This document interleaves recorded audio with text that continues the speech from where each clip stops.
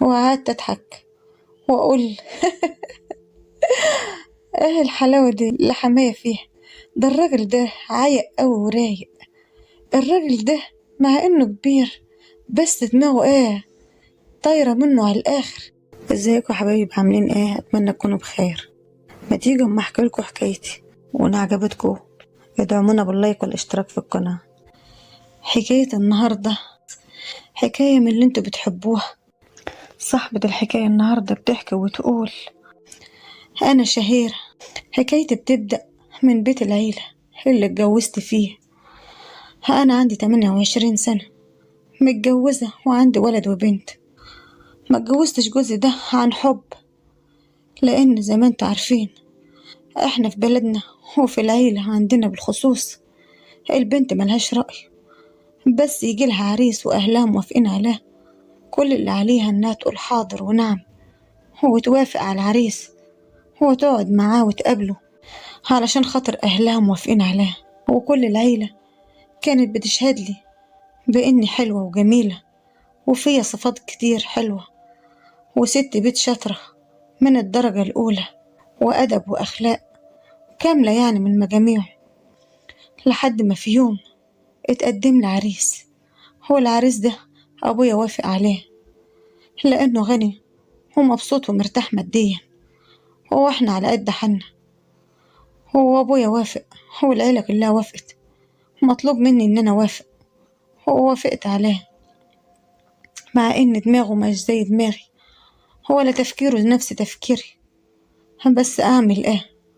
هو وافقت وجيت على نفسي واتخطبت له. الخطوبة يا دوبك كانت شهرين بس، وبعدها تم الجواز. اتجوزته وعشت معاه في بيت أهله، بس أنا كان ليا شقة وحماية وحماتي كانوا تحت، وسلايف كل واحد له شقة. أول ما دخلت البيت ده لقيت حماية بيعاملني كويس قوي وبيحبني عن نسوان ولاده كلهم، بس كان بيبصلي بنظرة غريبة كده ما كنتش مرتاحة لها. بس كان عمره ما غلط فيا ولا قال لي كلمة عيب ولا كلمة وحشة، بس نظراته ليا كانت نظرات غريبة كده، عينها تاكلني أكل. بس كانت معاملته ليا حلوة، وكان بيفضلني عن نسوان ولاده كلهم. كان دايما يخليني أنا اللي أعمل لهم الأكل، لأن حماتي كانت ست كبيرة ونايمة على طول تعبانة، وحماية راجل كبير بس تشوفوه تدوله سن صغير. وفعلا بقيت أنا اللي كنت بعمل لحمات وحماية كل حاجة، بودلهم الأكل في أوضهم وبغسل لهم هدومهم وكل حاجة كنت بعملها لهم. لدرجة إن في يوم لقيت حماية بيقولي: تعالي يا بنتي. قلت له: نعم. قال لي: أكلي ظهري بالمرهم لأني تعبان وظهري شدد عليا قوي وعندي ألم فظيع في ظهري. قلت له: حاضر يا حماية، ما أنا زي بنته برضه. بس لقيت وأنا بدعك له ظهره بالمرهم عمال يقول كلام ويتنهد طول ماني بدعك له في ظهره. أنا بقيت مستغربة وأقول هو بيعمل كده ليه؟ الكلام ده فظيع قوي، ما كنتش متحملاه. بقيت واقفة على أعصابي وأنا بدهنه المرهم، هو مش طايقة الكلام اللي هو بيقوله، كلام يحرك الحجر.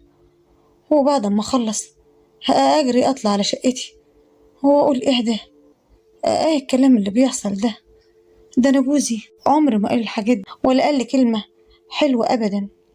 جوزي يا جماعة راجل كل تفكيره في الشغل، لا عمره قعد معايا مرة ولا اتكلم معايا ولا فضفض ولا أي سر قالهولي.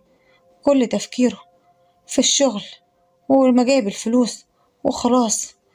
لحد ما في يوم سافر سفرية تبع الشغل، بس طولت شوية. بقيت أكلمه وأقوله: انزل، أنا مش عايزة الشغل ده، انزل أنا عايزاك، أنا لسه متجوزة قريب ولا فرحت بجوازة، أنا عايزاك جنبي. يا جماعة الكلام اللي حماية كانوا بيقوله كان بيحرك جوايا مشاعر وأحاسيس كتير كنت مفتقداها من جوزي، لأني كل العلاقة اللي تجمعني بين جوزي أنا وهو هي العلاقة بس اللي في السرير، هو يا دوبك لحظات وبيخلص. مفيش أي كلمة حلوة ولا كلمة رومانسية كان بيقولها لي، هي يا دوبك كانش بينه وبينه حب ولا مودة ولا تفاهم أبدا. زي ما قلتلكوا دماغه مش زي دماغي خالص، ولا تفكيره نفس تفكيري. لحد ما في يوم لقيت حماية بيقولي تعالي يا بنتي ادعكيلي ظهري. أنا كنت قلت هي مرة وخلاص. قلت له مش فاضية بس يا حماية، ورايا شوية شغل أعملهم. قال لي سيب اللي في إيدك وتعالي وقفلي الباب. هو دخلت له الأوضة وقفلت الباب، مع إني كنت مستغربة اللي هو بيقول اقفلي الباب ليه. وقفلت الباب وأنا بدعك في ظهره، ما قدرتش أتحمل.